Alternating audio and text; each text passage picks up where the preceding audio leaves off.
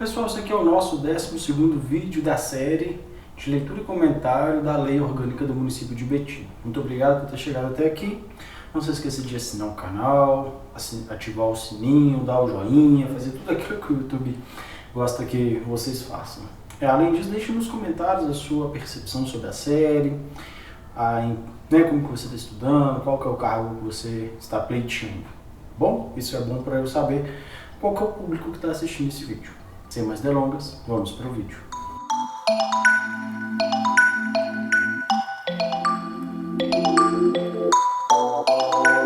Seção 2. Do secretário municipal. 106. O secretário municipal será escolhido dentre brasileiros maiores de 21 anos de idade e no exercício dos direitos políticos. Então tem que ser brasileiro, tem que ter mais de 21 anos. Parágrafo único. O vereador que durante o exercício de seu mandato for investido em cargo de secretário municipal não poderá manter assessores remunerados na Câmara Municipal, enquanto estiver afastado do exercício da vereança. Ou seja, pode ser secretário, só não vai manter ali os direitos que ele tinha como vereador, por exemplo, um assessor na Câmara. Compete ao secretário municipal, além de outras atribuições conferidas em lei. Então, é competência aos secretários, além de outras coisas. Inciso 1. Orientar, coordenar, supervisionar os órgãos que lhes são subordinados, evidente, né? Essa é a função dele, orientar, coordenar, supervisionar, é a função dele. Referendar ato e decreto do prefeito, então ele tem que fazer esse referendo, né? Tem que referendar esse processo. 3. Expedir instruções para a execução de lei, decreto e regulamento, é a função dele também. Falar como que essas leis, decretos e regulamentos devem acontecer. 4. Apresentar ao prefeito relatório anual de sua gestão. É lógico, tem que prestar conta do que ele está fazendo. Comparecer à Câmara nos casos e para fins indicados nessa lei orgânica. Por exemplo, a Câmara pode convocá-los, então eles têm que ir. Praticar os atos inerentes às atribuições que lhe forem outorgadas e delegadas pelo prefeito. Lógico, o prefeito mandou, ele faz. É cargo de indicação. 108. Ao secretário municipal, nomeado livremente, se aplica o disposto no artigo 96, parágrafo 3º. No ato da posse no término do mandato, o vice-prefeito, prefeito e vereadores farão declaração pública de bens. Então, o secretário também tem que fazer a declaração pública de bem, tanto no início quanto no final do seu mandato. Seção 3, da Procuradoria do Município. Então, os procuradores do município. A Procuradoria do Município, diretamente subordinada ao prefeito municipal, incumbe-se da representação judicial e extrajudicial do município, das atividades de consultoria e do assessoramento jurídico do Poder Executivo. Então, são os procuradores, eles têm a procuração para falar pelo município, tanto nos casos judiciais e extrajudiciais, além de assessoria, em casos jurídicos. Compete ainda à Procuradoria a execução da dívida ativa de natureza tributária. Então, eles também têm a ver com a dívida ativa, no caso, se for tributária. Parágrafo 2º. A Procuradoria do Município tem por chefe o Procurador-Geral, de livre nomeação e exoneração pelo prefeito, dentre advogados de notório saber jurídico e reputação ilibada. Não tem que ser advogado, tem que ter um notório conhecimento jurídico, tem que ter uma reputação ilibada e tem que ser advogado para ser procurador-geral do município. Artigo 110. Haverá na Procuradoria do Município um serviço de assistência jurídica na forma da lei. Então, tem que ter uma assessoria jurídica dentro do município. Parágrafo único. O chefe do serviço de assistência jurídica será de livre nomeação e exoneração pelo prefeito, dentre outros advogados. É evidente que, como é um cargo de confiança, ele pode exonerar a hora que ele quiser, inclusive o da assistência judiciária. Seção 4, da Guarda Municipal. Então agora nós vamos falar da Guarda Municipal. Artigo 111. O município poderá instituir, mediante lei complementar, a Guarda Municipal com função específica de proteger seus bens, serviços e instalações. Então veja, é uma guarda patrimonial. Vai proteger seus bens, serviços e instalações. Se tiver uma lei própria para isso. Evidentemente há, porque no município há uma Guarda Municipal. Parágrafo 1. Em caso de calamidade pública, a Guarda Municipal atuará junto com a Defesa Civil. Então aqui já é uma nova definição para ela. Se tiver calamidade pública, ela tem que atuar como defesa civil. Artigo 112. Na lei de instituição da Guarda Municipal, serão estabelecidos a sua estrutura e seus efetivos. Então vai ter uma lei específica que vai falar estrutura, seus efetivos, enfim, tudo aquilo. Título 5 das Finanças Públicas. Capítulo 1 da Tributação. Seção 1 dos tributos. Ao município compete instituir os seguintes tributos. Então, impostos. Taxas em razão do exercício do poder de polícia ou pela utilização efetiva ou potencial de serviços públicos específicos e divisíveis, prestado pelo contribuinte ou postos à sua disposição. Então, pode cobrar impostos, pode cobrar taxas em razão de serviços públicos ali distribuídos. 3. Contribuição de melhoria decorrente de obras públicas. Pode ser. Então, vai ter uma melhoria na sua via, eles podem cobrar ali uma contribuição de melhoria. Parágrafo 1º. Sempre que possível, os impostos terão caráter pessoal. Serão graduados segundo a capacidade econômica do contribuinte. Facultada a administração tributária especialmente para conferir efetividade a esses objetivos, identificar, respeitados os direitos individuais e nos termos da lei, o patrimônio, os rendimentos e as atividades econômicas do contribuinte. Então, qual que é a ideia aqui? Que quem pode pagar mais, pague mais. Quem pode pagar menos, paga menos. Quem não pode pagar nada, nada paga. Então, é uma tentativa de fazer com que os impostos sejam mais progressivos. Na realidade, acontece assim? Não. Mas tem uma tentativa. O IPTU, por exemplo, ele é progressivo. Quem tem uma casa de maior valor paga mais. Mas tem muito a ver com o valor da casa em si, não pelo percentual. Então, nesse caso, seria assim, uma casa muito humilde não paga, uma casa de um valor X já paga 1%, acima de X, 2%, duas vezes acima de X, 3%, e assim por diante, até gradar sobre a capacidade econômica de cada um, seria isso. As taxas não deverão ter base de cálculo própria de impostos. Então não é uma taxa, as taxas cobradas pelo município não pode ter uma base de cálculo própria de imposto. É diferente, é taxa, não é imposto. 114. O município pode instituir contribuição cobrada de seus servidores para custeio em benefício destes, de sistema de previdência e assistência social, que é o caso do IPREMP. Então ele pode cobrar uma taxa para previdência e assistência social. É possível e é cobrado. Artigo 115. São da competência do município os impostos sobre propriedade predial e territorial urbana, famoso IPTU, que nem cobrava, agora cobra.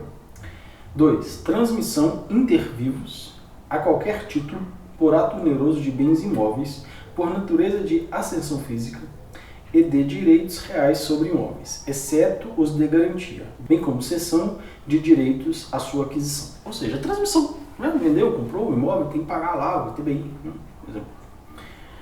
Venda a varejo de combustíveis líquidos e gasosos, exceto óleo diesel, então pode cobrar ali um imposto sobre o gás de cozinha, o gás natural, a gasolina, querosene, menos o óleo diesel, o álcool.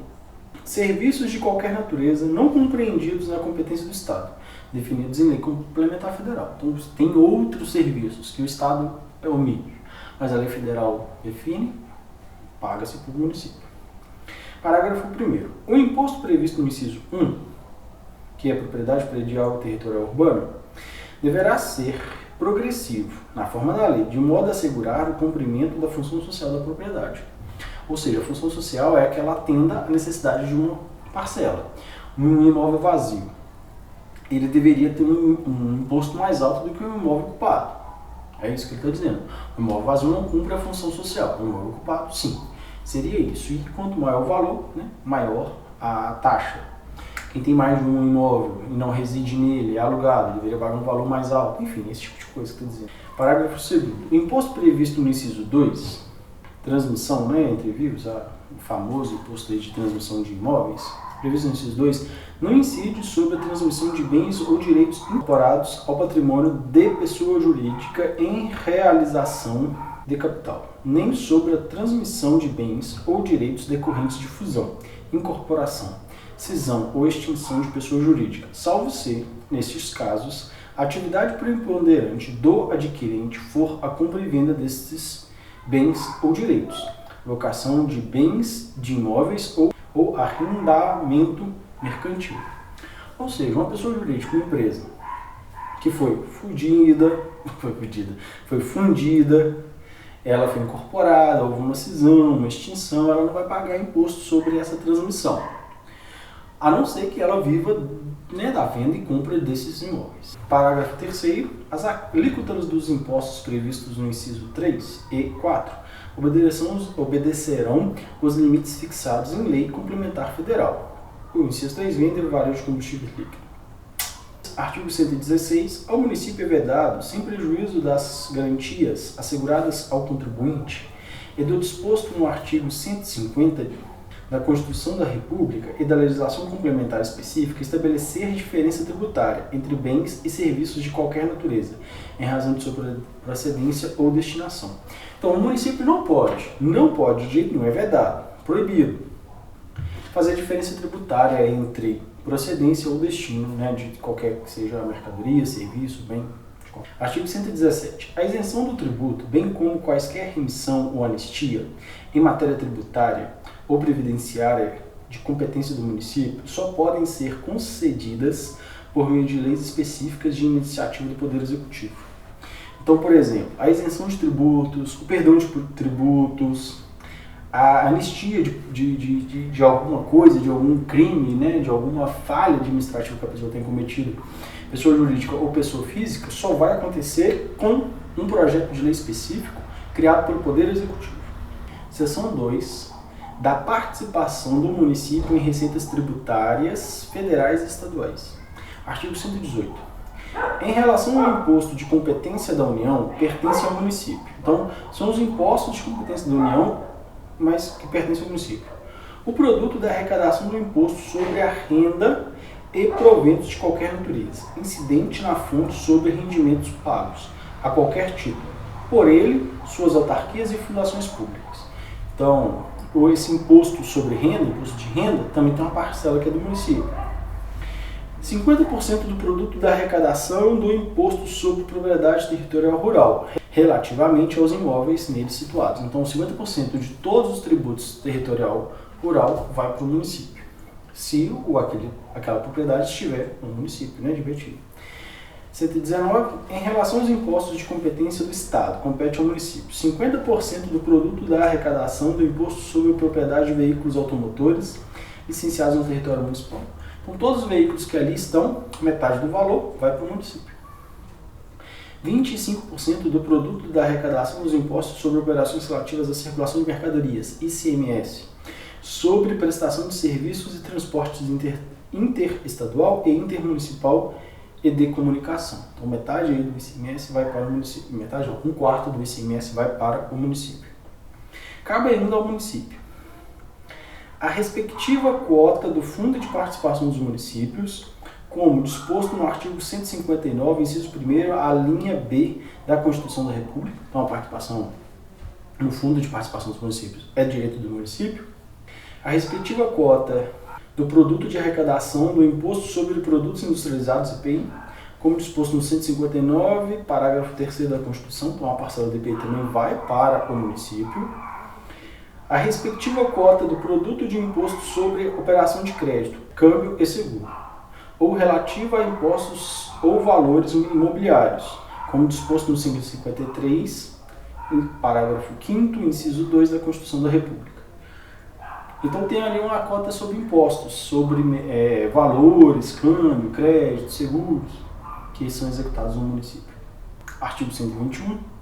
O município divulgará até o limite do mês subsequente ao da arrecadação os montantes de cada um dos tributos arrecadados, dos recursos recebidos, os valores de origem tributária entregues e a entrega e a expressão numérica dos critérios de rateio.